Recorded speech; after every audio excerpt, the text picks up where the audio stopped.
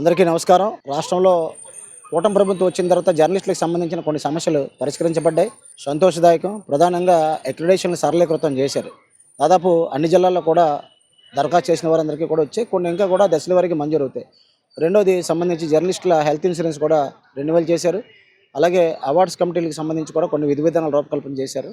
ఇంకా కొన్ని డిమాండ్స్ ఉన్నాయి. సొంత ఎన్నికల సహకారం చేయాలని, అలాగే పెన్షన్ సదుపాయం అమలు చేయాలని, ప్రమాద బీమా పాలసీని పునరుద్ధరించాలని ఇటీవల తుమ్మలపల్లి కళాక్షేత్రంలో జరిగిన సభలో మంత్రి పార్థసారథి గారికి మేము వినతిపత్రం ఇచ్చాం. అయితే ఇవన్నీ ఒక పక్క అయితే ఈ మధ్య చిత్తూరు జిల్లాలో జరిగిన ఏబీఎన్ ఆంధ్రజ్యోతి జర్నలిస్టు మీద జగన్మోహన్ రెడ్డి మీద జరిగిన దాడి తీవ్ర ఆందోళనకరం. జర్నలిస్టులందరికీ కూడా తీవ్ర దిగ్భ్రాంతికరం కలిగించింది.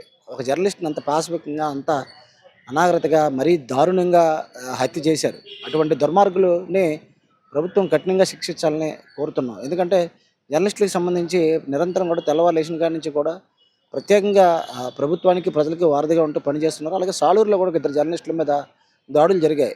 అయితే దీనికోసం మేము ఈరోజు ఆంధ్రప్రదేశ్ వర్కింగ్ జర్నలిస్టుల ఫెడరేషన్ బ్రాడ్కాస్ట్ అసోసియేషన్లో సభ్యులందరం కూడా కలిసి వెళ్ళి జాయింట్ కలెక్టర్ గొబ్బిలి విద్యాధర్ గారిని కలిసి 2 వినతి పత్రాలు సమర్పించాం. ఏమనంటే జిల్లాలో అటాక్స్ కమిటీలను తక్షణమే పునరుద్ధరించాలని, తద్వారా ఆ జిల్లాలో ఏదైనా సరే దాడులు కానీ ఇంకేదైనా జరిగితే ఆ కమిటీ జిల్లా కలెక్టర్ గారు చైర్మన్గా ఉంటారు కాబట్టి ఆ కమిటీ రివ్యూ చేసి వారి మీద జరిగిన యాక్షన్కి సంబంధించి ఎప్పటికప్పుడు తెలుస్తుంది కాబట్టి అటాక్స్ కమిటీలు పునరుద్ధరించాలని ప్రత్యేకంగా కోరడం జరిగింది. అందుకు జేసీ గారు కూడా సానుకూలంగా స్పందించారు. ప్రభుత్వానికి తప్పకుండా ఒక ఫైల్ రూపంలో నివేదించి గవర్నమెంట్కి పంపిస్తామని హామీ ఇచ్చారు. ఈరోజు పెద్ద ఎత్తున జర్నలిస్టులు పాల్గొన్నారు.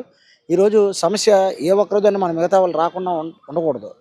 ఎందుకంటే రేపు పొద్దున్న నాకు జరిగింది ఎవరికైనా జరగవచ్చు. కాబట్టి ప్రతి ఒక్కరూ కూడా ఏ సంఘం చేసినా అది మన జర్నలిస్టులకు సంబంధించిందే. కాబట్టి ఈరోజు హాజరైన జర్నలిస్టు మిత్రులందరికీ కూడా ఆంధ్రప్రదేశ్ వర్కింగ్ జర్నలిస్టుల ఫెడరేషన్ తరఫున ధన్యవాదాలు తెలియజేసుకుంటున్నాను. Thank you.